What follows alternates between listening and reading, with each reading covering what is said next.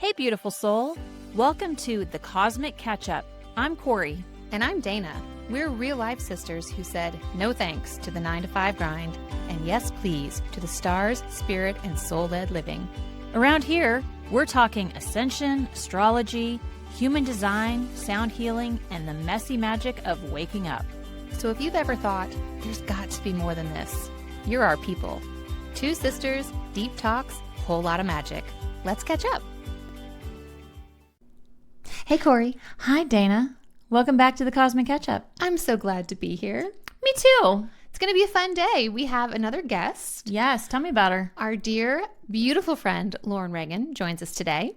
She's an evidential psychic medium. And we are digging into the moment her gifts first came online. Yay! How she's honed them, and how she now supports others. Can't wait to hear more. It's going to be so good. Mm-hmm. Lauren blends clairvoyance, clairaudience, clairsentience, and mediumship. So many Claires. So many Claires. Love it. Along with her divine spiritual connection to deliver personal messages from loved ones. Always in service of love, healing, and your highest and greatest good. And Lauren has given us many readings before, which have been phenomenal. Many wonderful readings. Cannot say enough wonderful things about Lauren. So She's if you guys want to talk to a medium, she's your girl. We'll have all of her information in the show notes. Mm-hmm. But her mission is to empower you to develop your own spiritual gifts with practical tools and strong energetic boundaries. Let's hear her story now. Let's do it. Welcome, Lauren. Thank you for having me. Thrilled to have you here. Yes. Excited to hear your story. Yes. And maybe we start with how we know each other. Okay. Do you know how we know each other? Oh my gosh, it's been a long time. Yeah. I have to think back. I think we met through Jenny Hoosy's Aqua Aura Circle, I think, the Intuitive Happy Hours. Yep. Yeah. People are probably seeing a theme. We have a lot of our friends from our circle that we have on, but they're amazing. So Lauren is one of our lovely dear friends that we met at Jenny Hoosy's, and again, Aqua Aura. We'll put another shout out. We're going to have Jenny on one of these days. We will. So we'll see when we can get her on, but we're excited to have you. So it's been, 2018, 2019?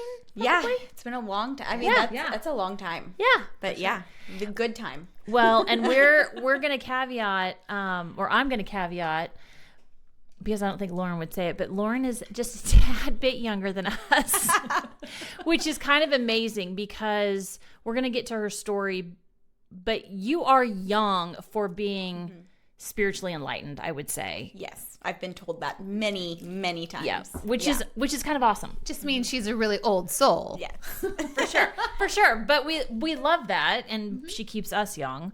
But I think that's important to know because you don't have to be our age to figure it out. Lauren, you consider yourself a medium? Yes. Psychic? Yeah. What are all the words? So I would classify myself as a psychic evidential medium. So Perfect. the meaning behind that, right? So evidential medium is that I pull things that really are special to that person when they're connecting. So say if it's like your grandmother, she'll maybe bring something forward that's like a piece of jewelry, right? Or something that is symbolic to you. I was once reading in one of the intuitive circles, actually. I had this guy that kept coming, and I was like, I don't know what is happening. It was very kind of new to me, and I really didn't know anyone in this particular circle. And I knew exactly who he belonged to, but I just was like something about a pocket watch, and it was encrusted with like all this detail. And I was there that night. It was awesome. yeah. And I just remember asking her if she knew of the pocket watch that I was seeing, which is not a very common item nowadays anyways. And she said, actually, yes, and no one in my family knows that I have that, and it was my dad's. And I was like, oh my, it shocked me. Yes. But that's like, the beautiful thing about being the evidential medium is that I'm able to pull those things forward. It doesn't always have to be something physical. It can be like an emotional connection or words or, a nickname or anything like that, but just something that validates that we are speaking to who we're speaking to. That's so cool. Well, let's then start at the beginning. So when did your gifts, and tell me, first start with, what do you consider are your specific gifts that you tap into, and then when did they first start coming online?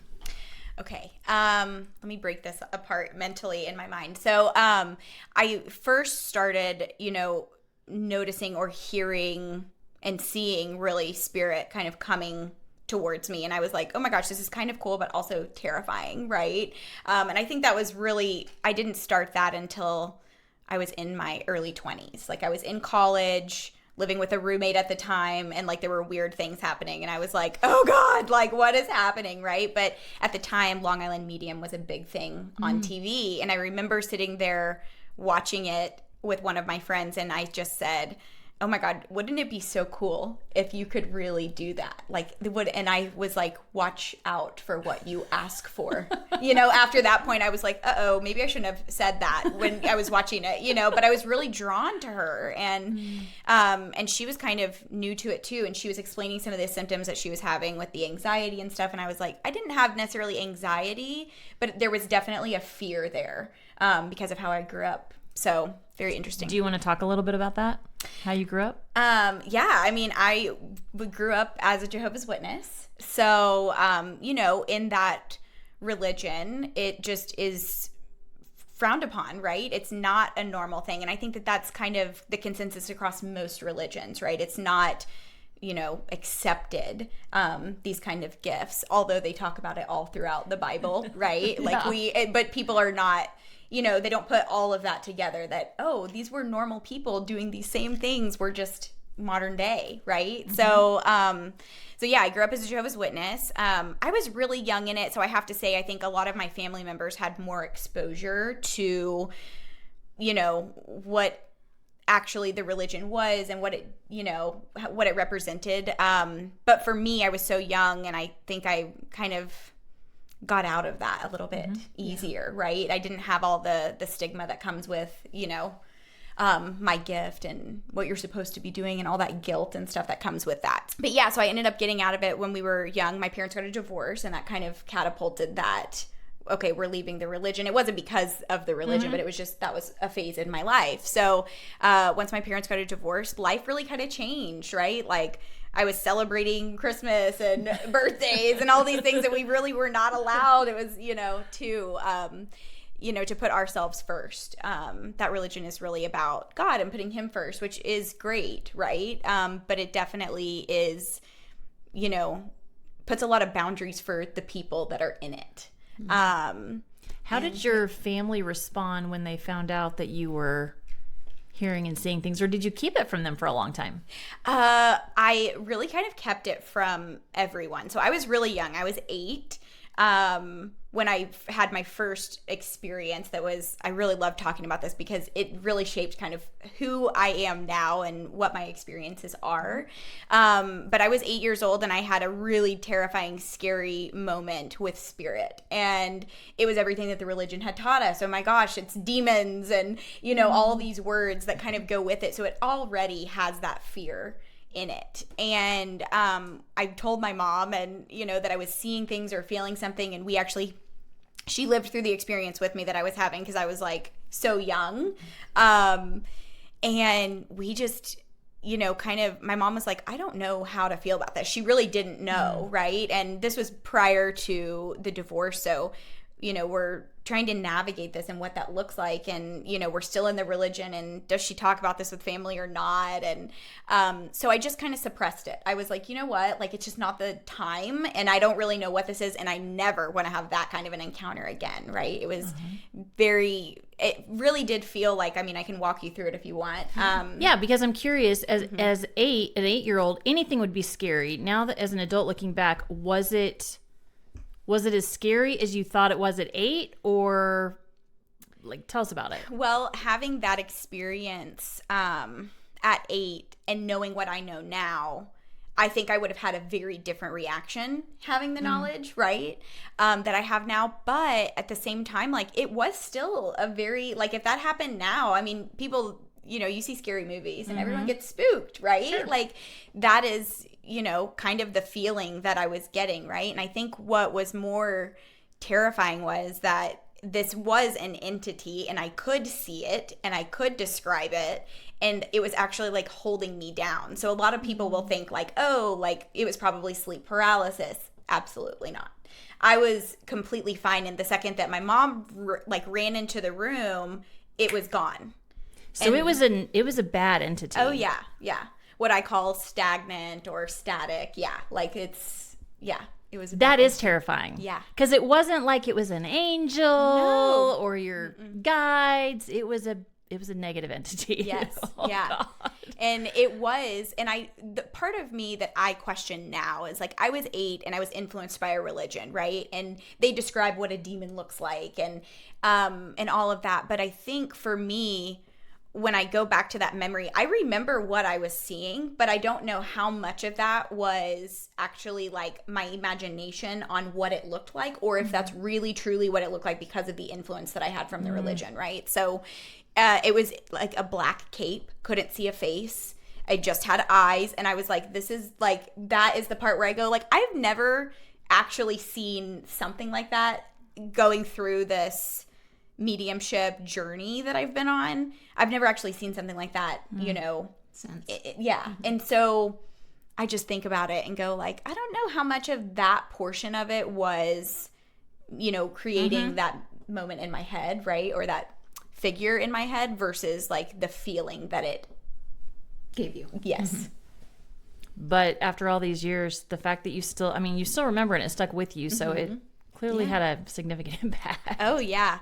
Well, it taught me that, and I kind of look at it this way, and I think, several of my mentors that I've had on this journey have just shared with me, you have to kind of go through the bad neighborhood, right?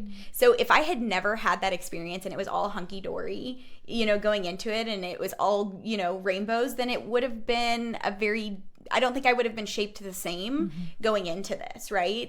There has to be some sort of protection, some sort of boundaries that you set for the spirit world, because just like there's good people and bad people, there's also good people, good spirits and bad spirits. So it's all relative, but it's something that really did impact me for the better, I think, because it taught me to set my boundaries early and be strong about them, And that's important. So 8 years old, you had this experience.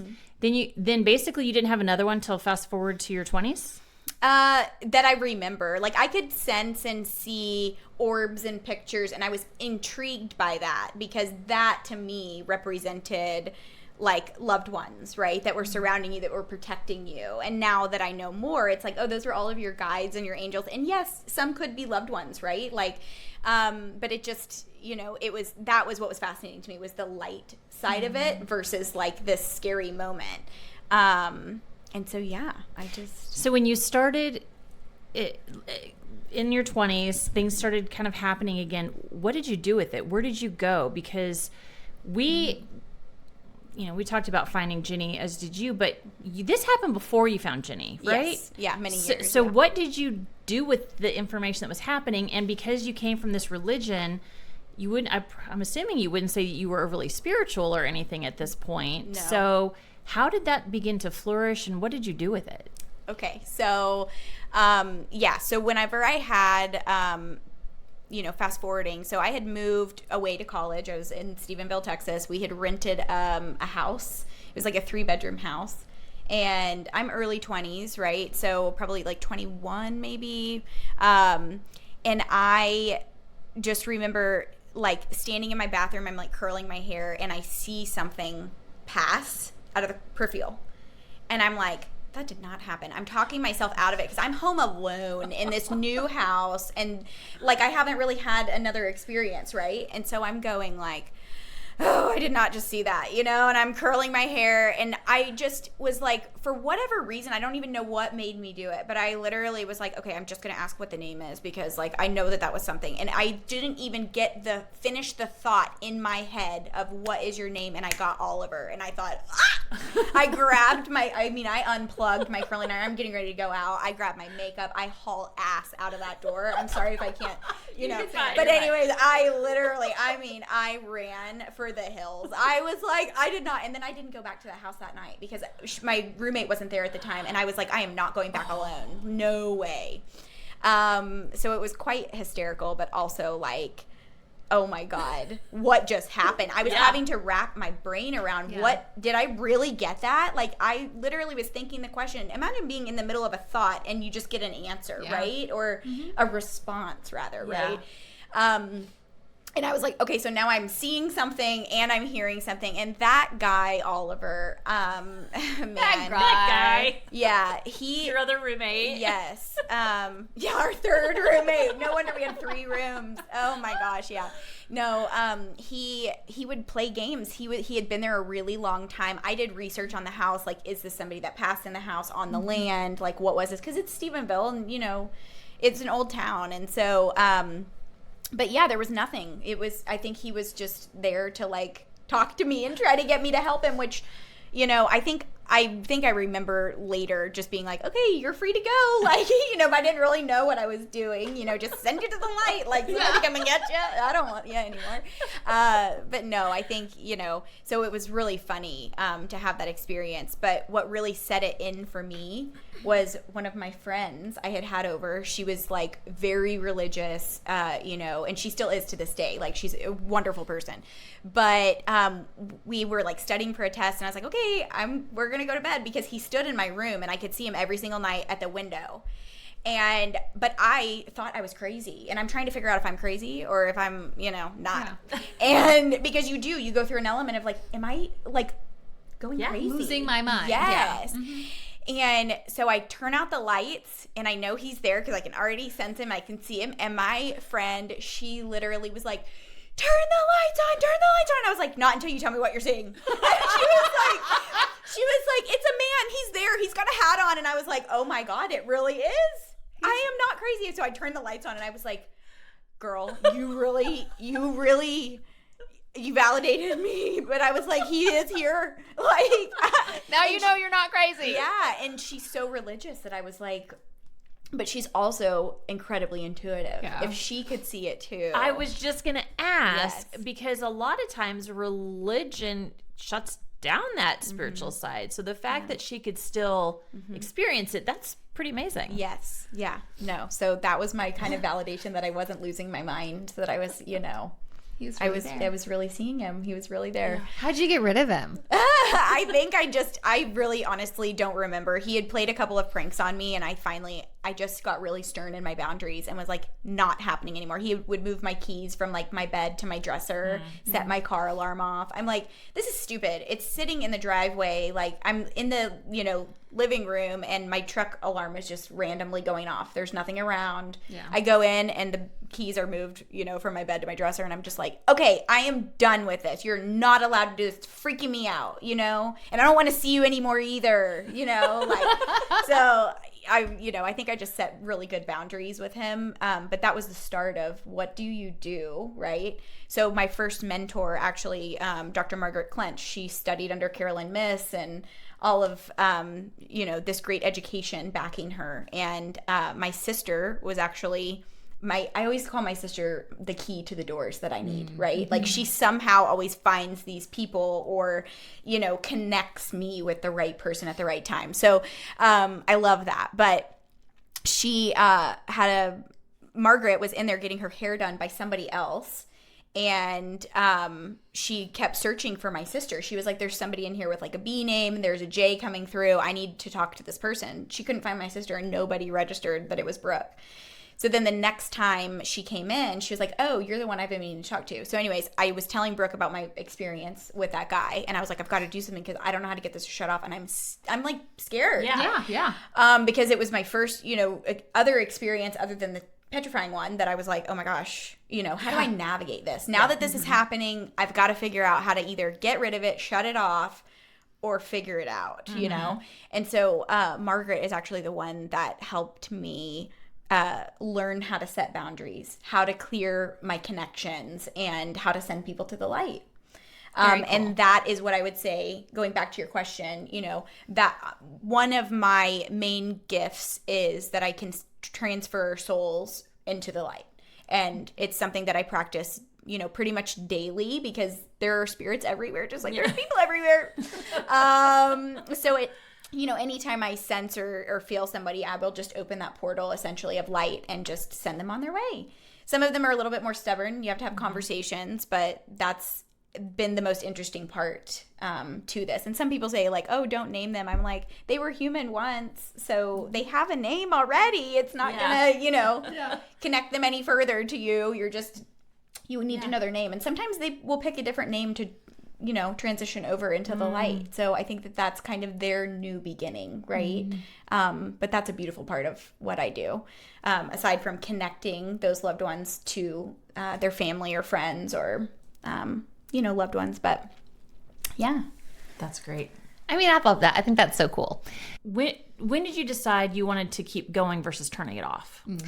Yeah. So I had so aside from the scary moment, I had a really beautiful moment. And I think it's part of it, but it's making me want to cry because I can feel it. So I was actually home from college. It was like, I think it was summertime. So it was either summer or spring break. Anyways, so I'm home and I haven't been in my essentially childhood bedroom for a while. And I had a lot of trouble sleeping that night. I was up all night long, literally all night long. And I had been at school the day before. And so I'm like, this is a lot, like 24 hours or whatever over, not sleeping. And I'm, my dad wakes up the next morning and he's going to work. And I'm like sitting on the couch watching TV because I literally could not sleep. But I couldn't figure out what was going on. I just knew that there was like an energy, but I couldn't figure out why it was keeping me up. And I was like praying, like, please just like let me sleep for a little bit. Anyways, fast forward, my dad's like, you're up early. And I was like, yeah, I haven't been to bed yet, because I was like exhausted. So he leaves for work and I am finally, it's daylight outside. So I go to take a nap, right? Because it's not really a nap. I'm like going to sleep the whole day, which is very not like me. So anyway, so I go to sleep. And I'm finally able to go to sleep, and I wake up to this like whiff of this perfume that I still to this day have never smelled on anyone. I don't know where it came from, don't even know the scent. I don't know that I would know it smelling it now.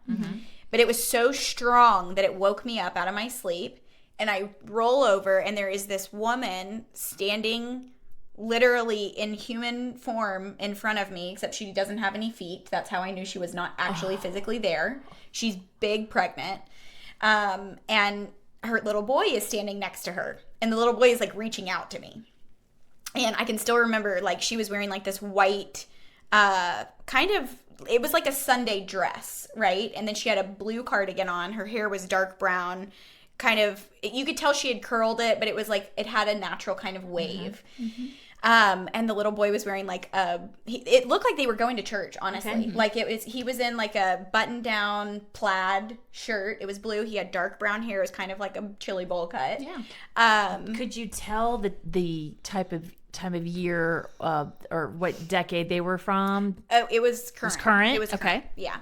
And I remember, because y'all, I was so tired, right? And I got that whiff and I roll over and I see them, and I literally said, go away. I'm not doing this. And I roll back and go to sleep. And I wake up, a few hours later after I've gotten my rest, because I was so tired. And I was like, this is not happening right now. I'm not allowing this. Like, what? So anyway, I, wake up, and they're still there. I can still feel her. I can't see her anymore, but I can feel her. And she's so sad. And I was like, I don't know how to get rid of this. That's when I actually met Dr. Margaret Clench, because I was like, I have to get rid of this person, but I don't know how. This was the wild thing. So during my first session with anyone that does what Margaret does, or any of us, right? I was sitting in front of her, and I didn't even tell her about this. I was just trying to get information so that I could handle this privately and just like make it go away. I should have known better. As I do now. Yeah, as I do now. So I'm sitting there in front of her. We're having the whole session. I mean, we go through the full hour. My hour is up, and she's looking at me, and she goes, you can say if there's someone here, you can tell me. And I was like, oh, okay, because there is this woman, and I'm, describing, I tell her, and she goes, okay, let me just close my eyes, because how she sees is she closes her eyes, and then she can see them. Okay. And she goes, well, I did see a group of people following you in when you came in, so I was wondering when we were going to bring this up, and I'm thinking, talk about them. I'm in college. I'm like, I don't have the money to like keep going, and I'm looking at her because that's why I wasn't bringing it up. I didn't have the money to pay for another hour. Yeah. And she's, she said, don't worry about it. I'm not going to charge you for this, but we're going to help this, Well, how I knew that she was seeing, again, what I was seeing was I did not tell her one detail about this woman, and it was that she was 8 months pregnant. I mean, she was big pregnant. And so Margaret closes her eyes and she says, she's like, oh my gosh, that little boy is jumping for joy. He is so happy that we are going to help him. So he was so excited. And the mom, she said, was just sobbing. And I was like, yeah, like that's how I'm feeling. So sad, but I couldn't place where the sadness was because it wasn't mine. Yeah. And she said, she's big pregnant. And I was like, oh my God, yes. I needed that validation, right? Yeah. And so, we ended up helping. We had to clear, and I think this is an important part. Everyone talks about the in-between. It's not really the in-between. But as humans, we are having a physical human experience. And that comes with emotions. And so when you pass, if you do not feel like you have been able to express those emotions, they're going to stay with you, and that kind of keeps you tied to this earth plane, right? So we had to do a lot of clearing for her. I actually did know this woman because I had called my mom. I figured out how they had passed with Margaret, but I had called my mom and I described this woman, and she goes, oh my gosh, that was our neighbor. And I said, yeah. And I said, I remember looking at her in her kitchen window at night, like if their window, they had like a picture window. And I would remember she was big pregnant, but she would drink like milk or something in the middle of the night and her stove light or whatever was on. So I would just see basically like a silhouette. But I never met her as a kid. My mom had, because she would hang the cucumbers that we were growing over the fence, because there was a surplus of cucumbers. But yeah, I mean, so it was wild. Does that mean that she passed away being 8 months pregnant, or okay? She did. Okay. So so the baby was never born, and they were in a car crash, and it was the little boy. There were two remaining, so the dad remained and the little girl remained, and so sad. But there was a lot of grief with that, and a lot of sadness and loss, and feeling like guilty for driving. She was the one driving, and she was like, I really shouldn't have been, right? But they were like literally T-bone. There was no way that, it wasn't her fault at all. But still, she felt like I left my baby behind, I left my husband behind, and I've, have this. So it was a lot. Her name was Angela. And I can't remember. I think the little boy's name was Drew. And then the baby, well, this is what was wild, is obviously the baby didn't have a name, but I think she had one picked out. So Margaret asked me, she said, I know the baby's not born, but because we're here, I want you to ask if the baby had a name. And I was sitting there for a minute because it took a minute. I'm not used to practicing this. Yeah. But she's making me, because she's like, this is what you're going to be doing. So you're going to have to do this. You're going to have to know how to ask the question. So I just asked, what, if the baby had a name, and I tapped into her belly, and the baby said Alex, and then very quickly after said Alexandria, because Margaret was about to ask what was the gender, right? Alex is a very common, gender neutral name. Yeah. And so, when she said Alexandria, she knew, oh, good, because she was going to ask, what, and that was the baby communicating with me, right? Wow. So the unborn soul that really, actually did have a name came through and was talking to me, right? So that's how that connection is really, truly there. Yeah. But we ended up clearing all of the emotions, and it was beautiful, because actually this is another part. I'm, again, going to continue, because this was such a beautiful moment, and it really it made me want to pursue this, right? This is the moment where I was like, I'm all in. Yeah. So we had done all of the emotions with her, the grief, the loss, the sadness. And then Margaret asked me, after we had passed them into the light, if there was anyone else that wanted to join her.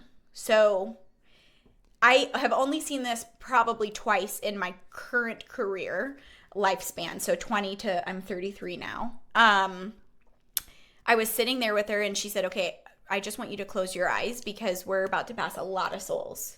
Because as we were doing those, calling in those emotions and clearing those emotions, there are other people that have passed that had those emotions.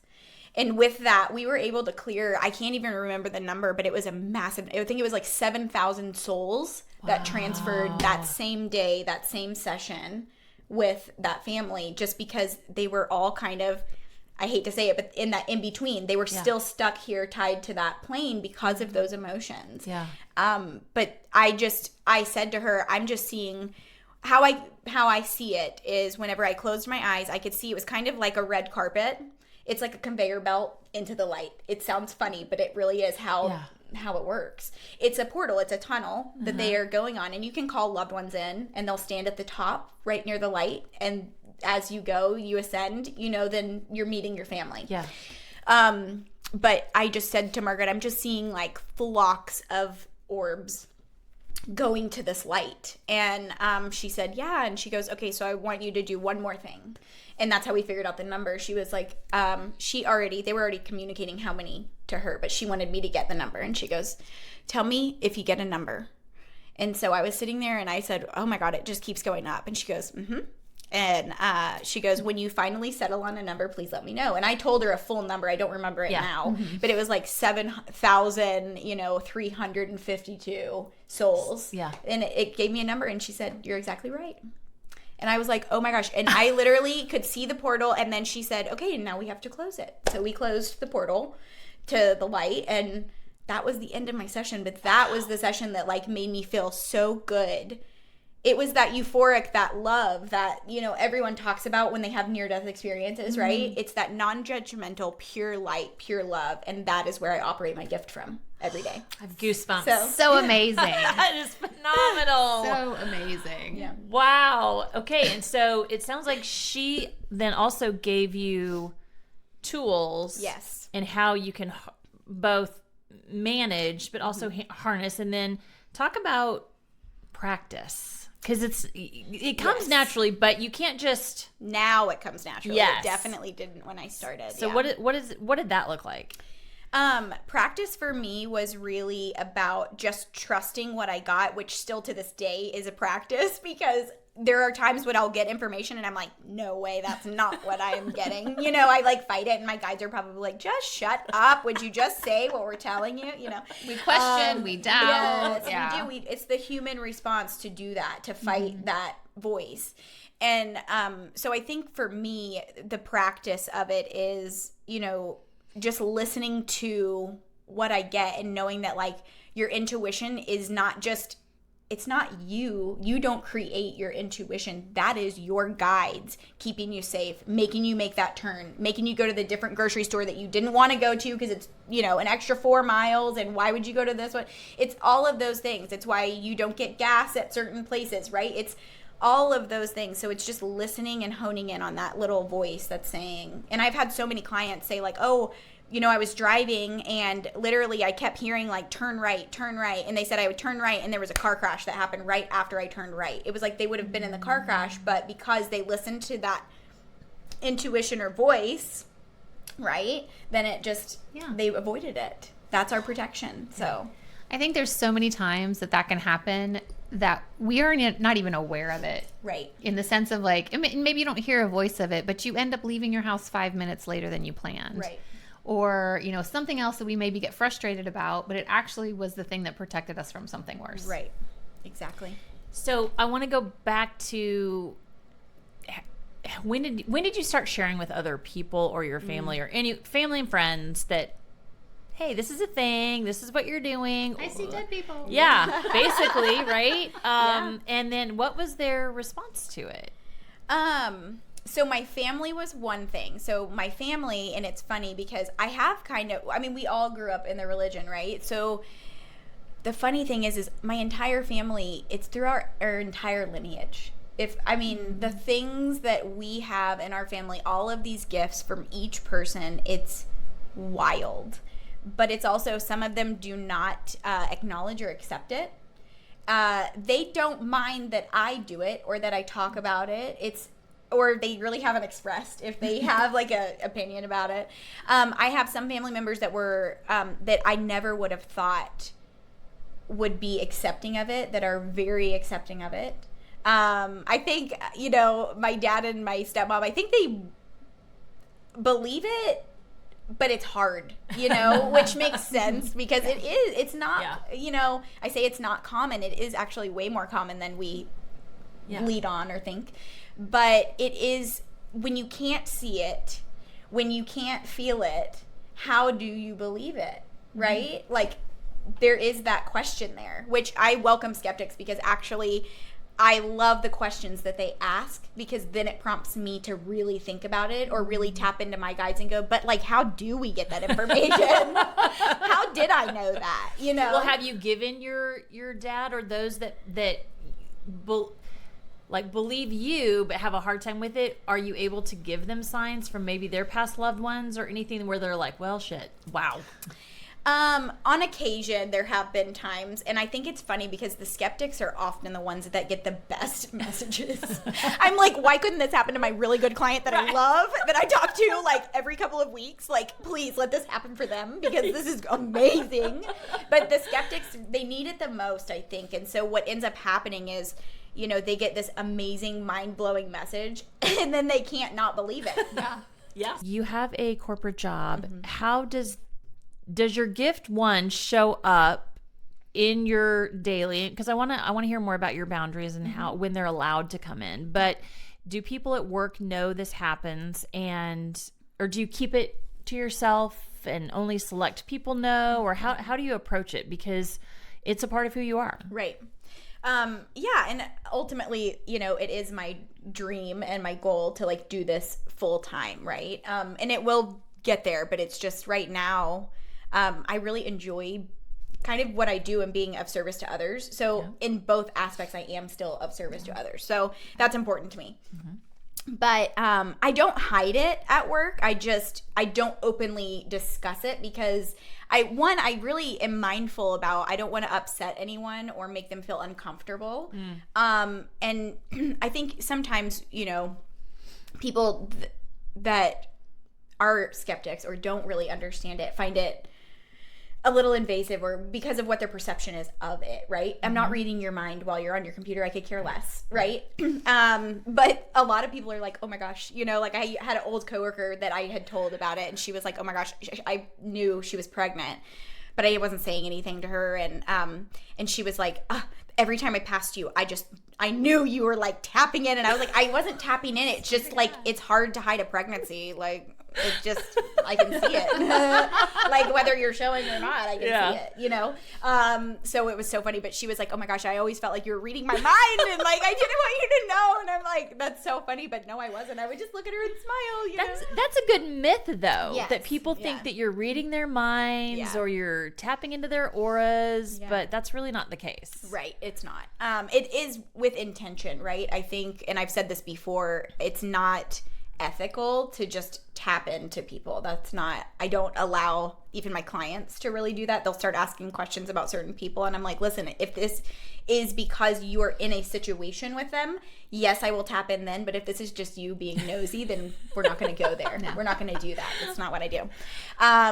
But yeah, so for work, I mean, my last two jobs that I had, both really kind of embraced it. The CEOs would be asking me questions about like, do we hire, what is this kind of, they were using it to their advantage, which I think is funny, because there was at one point, I got asked, what do you think about this candidate? And I said, actually, I think they would be really great.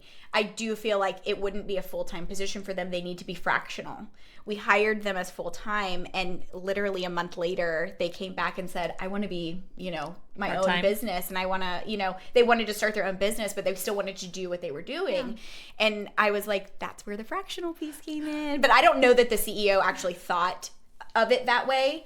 But I was like, that is exactly what was happening, So there are elements to it. It's never like a bias thing, especially when a CEO is talking to me. It's just, what do we do here, right? Mm-hmm. I actually had one incredibly intuitive boss of mine that I am still friends with today. I mean, I'm friends with most of my bosses, I think. But she was actually incredibly intuitive and really asked lots of questions to help her own gift. And so I was able to kind of help in that way, I think, too. I think that's beautiful. Yeah. So are you either ever, whether it's at work or let's say you're grocery shopping or whatever it is, do you ever pull a Long Island medium where she's just like, someone is coming through really like frantically, and so you're trying to find them, or do you have your boundaries where that doesn't happen? So it doesn't really happen because I have set boundaries. Now, what I have told Spirit is if it is life or death and it's one of those moments, then absolutely you can chime in. But really, when I'm at the grocery store and stuff, I put on my, y'all have talked about it before, your beam of light or your bubble. That is my personal protection. I don't want other people's energy on me. And we collect so much energy from the people. Even we're sharing energy now, right? This is good energy. I want to share this energy. So, my protection is not on now. Not so much. Not so strong. But what I will say is, like, when you go to like bookstores or bars or restaurants, you don't want all of those people. Everybody's going through something that you don't want to be a part of, right? No. And so, or maybe you do, right? Who knows? I mean, it's your own personal choice, but it's your choice. Yeah. So I think for me, it's really just about, protecting my peace, and that is part of that. So I've only had that happen one time where it wasn't even a life or death thing. It was new to me. Yeah, you were new. And I had it happen, and I thought, now I get nervous. I'm like, please don't make me do it. Don't make me do it. I don't want to go up to them, but I will, because if it's a loving message, right, then I want to share that with them. Yeah. But it doesn't happen very often. So how do you discern between your own thoughts versus messages from Spirit? Oh, this is a great one. Okay. So my thoughts, in a way, have ego behind them, right? I can tell that it's my voice, versus if I'm getting a thought that's not mine, it literally, it sits in my mind differently, right? How would I articulate this really? I think for me it's kind of like I explained it at the beginning when I asked Oliver what his name was, right? I was asking a question and I got a response before my question was asked fully. Yeah. And it does come through that way. And it's just, now I can be doing something, on the computer or whatever, and I'm not really thinking about anything, but then something happens, right? I have, a friend now that was talking about some like nerve pain that she was having. And I was like, oh, I knew exactly where in her body it was happening, because her guides were talking to me. And I was like, oh, well, maybe you should try a chiropractor. And she's like, oh, I don't do chiropractors. I'm not, And I was like, oh, I know it can be scary, but I've gone to them my whole life, so it's not scary to me, right? But it's funny because then she went to her doctor, and her doctor said, yeah, I think you should try this chiropractor. And she was like, what? You're recommending it? And I was like, oh my gosh, I'm laughing because I'm going like, literally your guides were talking to me. But it was just, I didn't tell her that that's what was going on, because I don't know, I can't gauge yet where she's at with the comfortability. But if I had to guess right now, not open. But that's okay. She's not open to a chiropractor, so probably not the guides. So, but I don't, again, like, this is not, Oh my gosh, that's great. I love it. Okay, we mentioned a myth earlier. Is there anything, like, what is something or things that people might get wrong about mediums or readings? And I think we've talked before, historically, there've been charlatans, and people are like, oh, that's so hooey, and who was the phone psychic, Miss Cleo, Miss Cleo. Right? And I don't know if she's legit or not, but for sure. But they've kind of painted this picture of like, that's not even real. Yeah. So can you talk about whether there's myths or what people think, or even the perceptions of what society or Hollywood has put around mediums? What? Yeah, well, I think as a collective, I think we are being called to open our eyes, right? And I don't mean our physical eyes, I mean our third eyes. Yes. But also, I think so many people are just intrigued by mediums in general, right? We have Tyler Henry medium, we have Teresa Caputo, like all of these big names that are like making, and I think John Edwards, I think that was another one. He was one of the first. Yeah, so in the public eye. Yes, and so I think for those people, those are real people. I've actually sat in Teresa's audience. It's wild to watch the energy that goes around to her, really. I bet. It's amazing, you know. But yeah, so I think for me, it's I think one of the common myths is that we don't believe in God, or we don't have like a good religious base, right? Or the gift isn't, you know, I've had people say like, oh, you're not talking to who you think you're talking to. And I'm like, tell somebody that who just talked to the loved one that they've been missing and didn't have the closure, that got the validation, that evidence that it was really them. How would I have known? I don't know this person. In fact, I don't like knowing anything about my clients before I meet them. I'll take your first name, but I don't like knowing anything about you, you know? And I think because, one, that's validating for me when I'm getting the information, but two, it also, I think, provides them comfort that I'm not looking you up or researching you. I don't have the time nor the capacity to do that, or quite frankly, the memory to remember what I've learned or read about this person. So yeah, I think that the biggest one, I think, is that I don't believe in God, and I absolutely do. I may not have a religion, I may not go to church, but God is within me. And I think that's a common misconception, is that religion is required, right? And I would say spiritual people are probably, I don't want to make an assumption, but can oftentimes be super spiritual and close to God versus those that go through the motions through religion. Yes. Yeah. Yeah, I don't think religion as a construct makes you spiritual. Right. Yes. Right. That. You can be religious and spiritual. I agree. And you can be not religious and spiritual. Yes. And you can be neither. But yeah, I think as a construct, I think it's up to the individual, because we know people who would go to church because they were supposed to go to church, but wouldn't pay attention, would maybe talk the whole time. Yep. Or like, I'm like, are you getting anything out of this? Because he doesn't really feel like it. Right. Yeah. Yeah. Yeah. What's your response when people say, "Oh, you're not talking to who you think you're talking to"? Do you just kind of laugh and shrug it off, or does it bother you? Well, so I think it bothers me, but it bothers me because I am so authentic and I am so pure. Like when I'm talking to spirit, that for somebody to not know me, not know my gift, not know having ever had a session, a lot of it is that they've never had a session with anyone, or they've had a bad session with somebody that was a fraud, or, you know, wasn't connecting, right?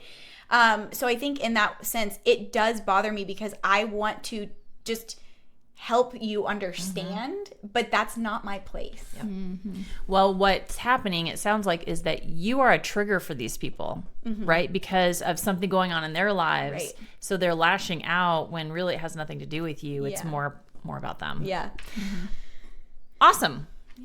What are some ways everyone can tune into their own intuition, you know, to get their own clarity? You mentioned, you know, third eye opening. Yep.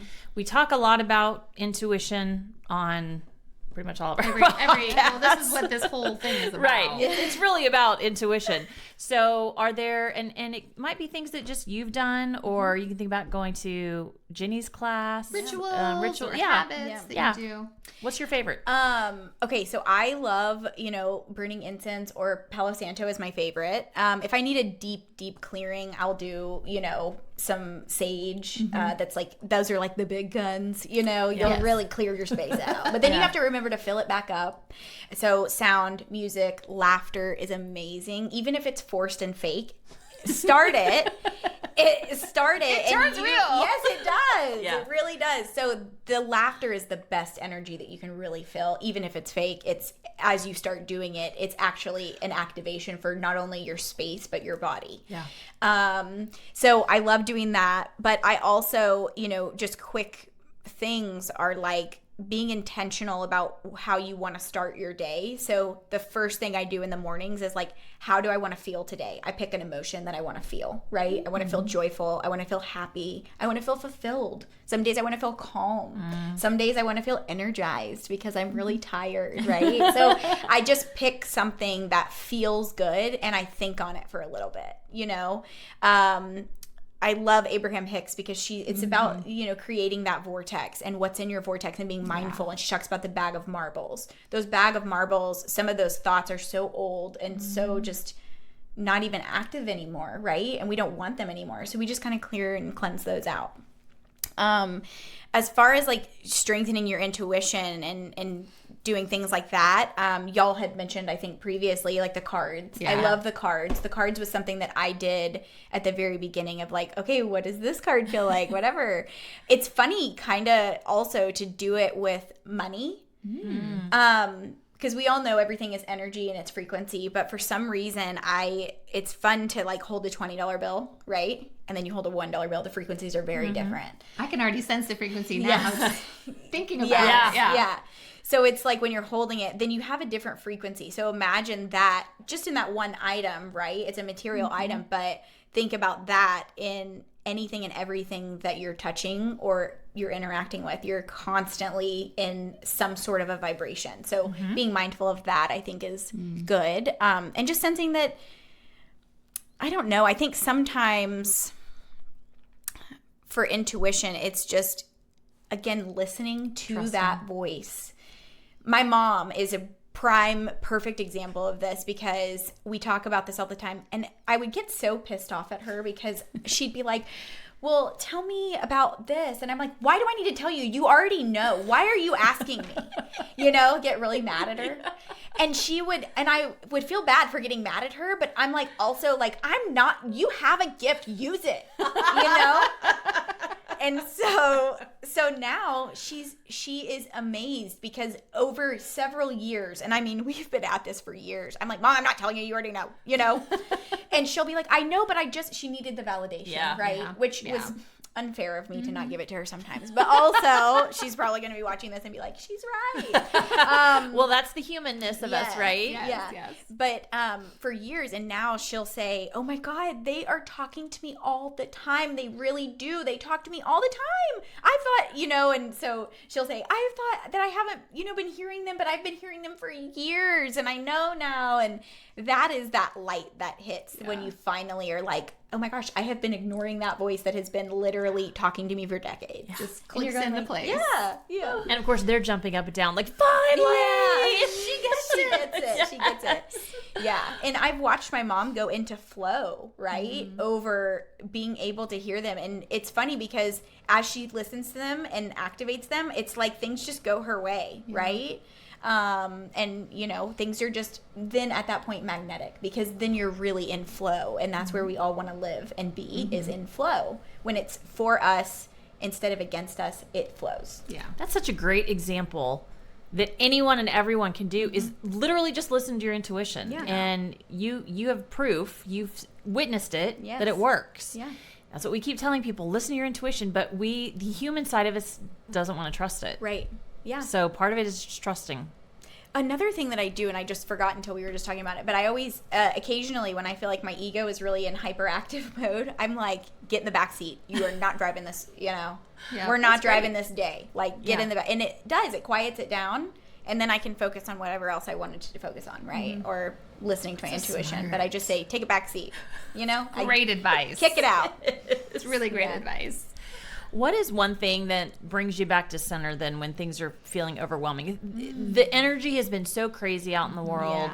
Yeah. I mean, we talked about protecting yourself in the bubble, but is there anything else that just helps you kind of come back to yourself if necessary? Because we all get caught up in the fray sometimes. Oh my gosh, yes. So I think for me, I listen to Hertz music all the time. It is always going in my house. Like in my bedroom, I'll have one, a different frequency, and then in my living room, I'll have another, right? When I'm gone, I leave it on for my animals, you know, like they enjoy it too. It can be irritant to animals if it's not the right frequency, like if it's not because, you know, cats are very high vibration, so are dogs, right? We often, you hear people say, oh, they are seeing something that we're not seeing. Yes. Yes, they are. Yes. But also, like, it's just a good kind of bringing back to you a peaceful moment, right? Like, anytime I feel like my thoughts are getting out of control, I just clear and delete is a big thing that I say and do, and I preach to other people, all of my clients. I'm like, those thoughts are bad thoughts. You know, those are not healthy thoughts for you.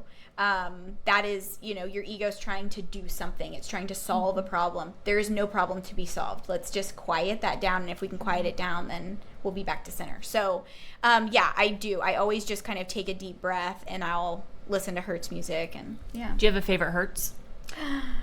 Oh, you know what? I've been really on, like, I think it's like 432 or something. I really Oh my like God, that I'm one. psychic because I was like, I wonder if she does 432. Yeah. That was in my Yeah. head. I play that one pretty much every single day. Yeah, in the morning while I'm getting ready, before I leave for work. I feel like it just centers me, and I feel good, like, leaving, and then I'm like, okay, bye, baby. You know?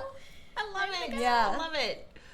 Do you sense, or can you provide any sort of message for the collective right now? What are you getting that our audience might need to know? And maybe we can say specifically for maybe the month of September if you need okay. specificity Yeah. versus okay. just generality. So maybe Yeah, for September, what would be good for the collective? Okay. Let me think on this. Let me close my eyes for just a minute. We'll all close our eyes. Yeah.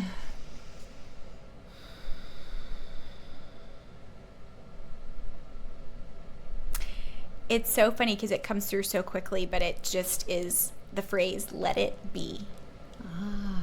I don't know why that's kind of coming through that way, but it's let it be. We don't have to fight every battle. We don't have to constantly engage. It's about you and how you want to, like, you know, move forward, right? In any aspect, but just let it be. I love that.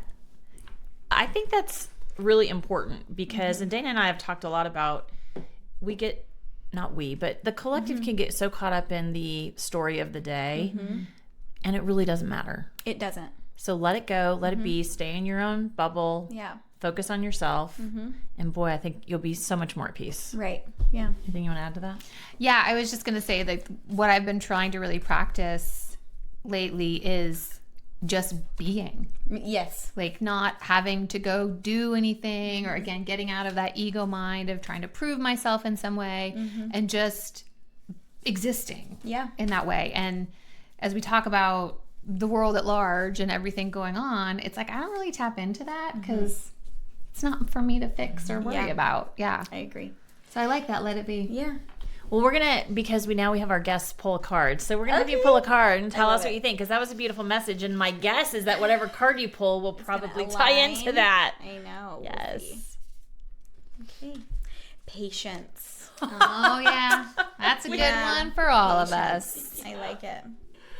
And you know what? This bird really looks like it's just on its own direction, and it's just, you know, doing its own thing. It's not paying any mind to anything around it. It's just going On its own path. I literally just drew this card the other day. So there's something to that. Something with And I knew, I was like, yeah, I know I need more patience because I don't have any. But I think we all need patience. Yeah. we do. Yeah. But I do think that ties really beautifully, and we'll hold up the card, to let it be, because there's something in just letting things unfold Yeah. that For our requires patience. Listeners, it is a crane of some kind flying over the moon, and there's a shadow of mountains in the background. I forget that. We hold it up and not everyone's watching. Not everyone is watching. There's a lot of people listening. Patience. Have patience. Patience with yourself. Patience with one another. Yeah. Patience with the world. And let it be. Let it be. I just want to start singing right now. So, Lauren, thank you so much for joining us today. This was so delightful. We will absolutely put your information in the show notes if you guys want to reach out to Lauren. She does do one-on-ones. Yes. So she'd love to hear from you. Yeah. Thanks, everybody. See you Thanks next for having time. me. Bye. Thanks for catching up with us on the Cosmic Catch-Up. If today's episode sparked something in your soul, hit subscribe, leave a review, and share the magic with your fellow seekers. You can hang with us on Instagram at The Cosmic Catch-Up for behind-the-scenes updates and more cosmic goodness.